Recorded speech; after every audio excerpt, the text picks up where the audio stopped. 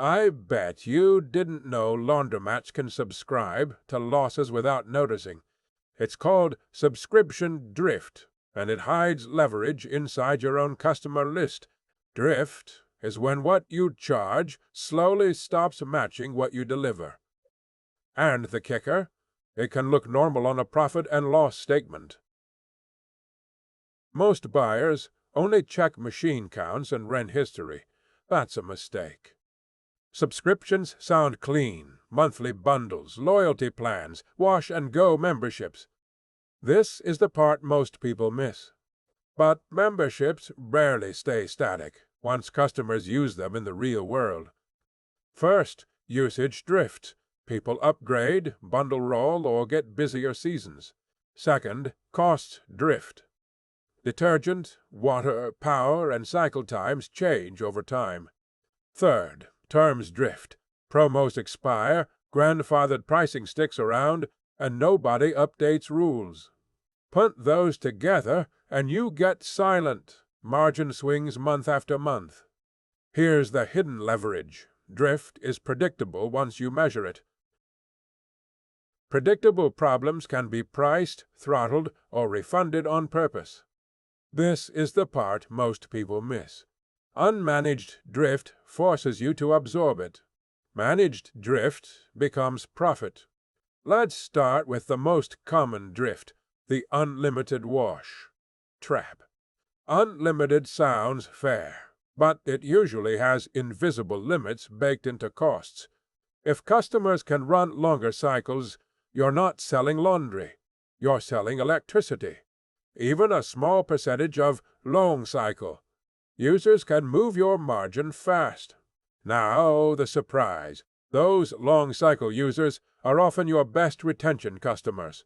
So you can't just cancel them. You need new rules for the plan. That's leverage, adjusting terms without losing the customer base. This is the part most people miss.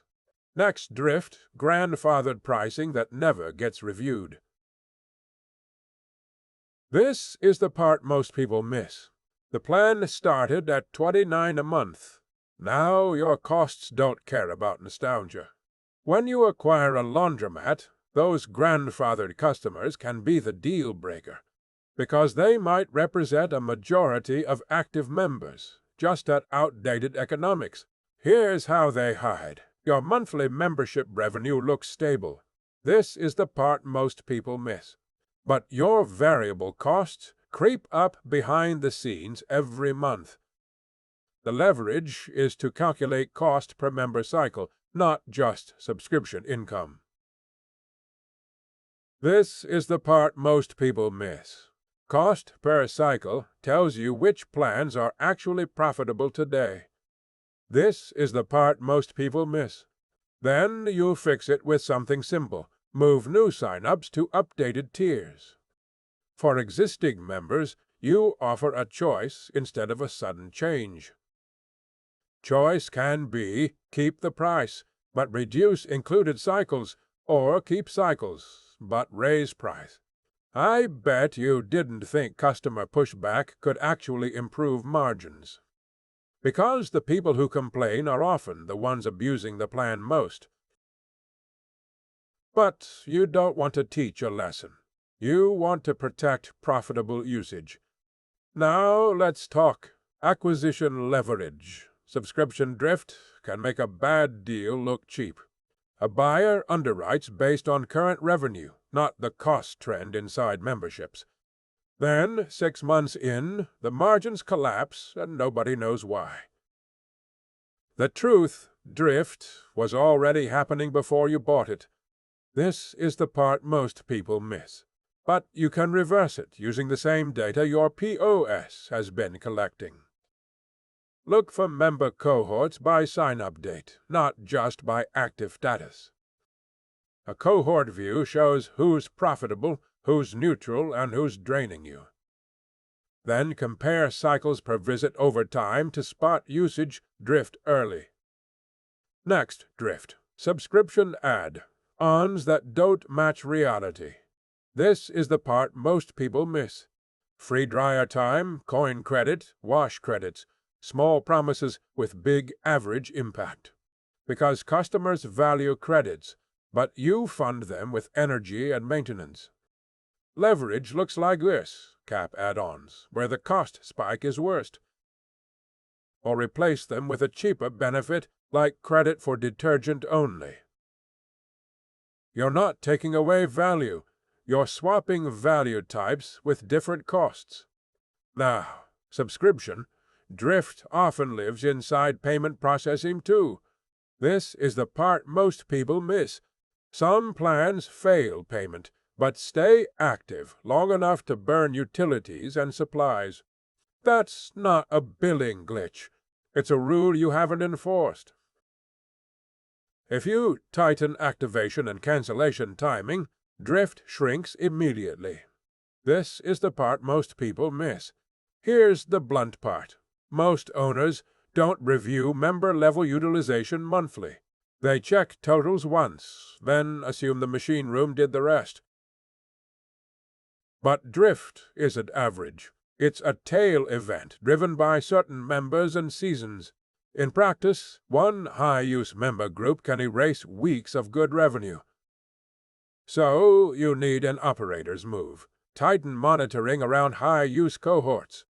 When a cohort cycles, per week rises, you react before the margin is already gone.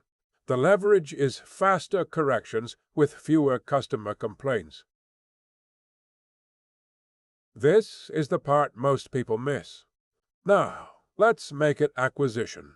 Ready. Ask the seller for membership history export. You want cohort dates, plan tier, included benefits, and actual usage per month. If they can't provide it, that's not data privacy. It's operator drift already. Then you underwrite a conservative assumption for the worst cohort, not the average one. Because the worst cohort often drives the future, especially in recurring revenue models. Once you own it, you fix drift with one operating cadence, monthly membership margin review. Not a once-a-year audit. Drift doesn't wait for your busy season. Set 3 alerts: long cycle spike, tier leakage, and failed payments staying active. Those 3 catch most subscription drift before it turns into margin loss. Leverage doesn't mean squeeze customers. It means align incentives with real usage. And when you align, your subscriptions become predictable cash flow again. So, here's your challenge. Pick your current membership plan and ask one question. What % of member usage would bankrupt you if it doubled next month? If you don't know, you don't have leverage yet. You have a guess. But once you measure drift, you can turn subscriptions into an operator advantage, because the hidden leverage in laundromats isn't the machines, it's the rules around the membership. I bet you didn't know laundromats can subscribe to losses without noticing. Here is the hidden implication. It's called subscription drift, and it hides leverage inside your own customer list. Here is the hidden implication. Drift is when what you charge slowly stops matching what you deliver. Here is the hidden implication. And the kicker? It can look normal on a profit and loss statement. Here is the hidden implication. Most buyers only check machine counts and rent history. That's a mistake. Here is the hidden implication. Subscriptions sound clean: monthly bundles, loyalty plans, wash-and-go memberships. This is the part most people miss. Here is the hidden implication. But memberships rarely stay static once customers use them in the real world. Here is the hidden implication. First, usage drifts. People upgrade, bundle roll, or get busier seasons. Here is the hidden implication. Second, costs drift. Detergent, water, power, and cycle times change over time. Here is the hidden implication. Third, terms drift. Promos expire, grandfathered pricing sticks around, and nobody updates rules. Here is the hidden implication.